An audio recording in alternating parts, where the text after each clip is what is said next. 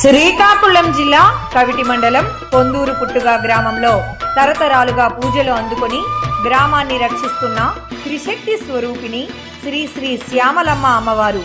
ఆ శక్తి స్వరూపిణి యొక్క అనుగ్రహంతో గ్రామ ప్రజలందరూ ఏకమై నూతనంగా నిర్మించిన శ్రీ శ్రీ శ్యామలమ్మ అమ్మవారి దేవాలయ ప్రతిష్ఠ మహోత్సవాలు జూన్ 6వ తేదీ నుంచి 8వ తేదీ వరకు అంగరంగ వైభవంగా జరగనున్నాయి.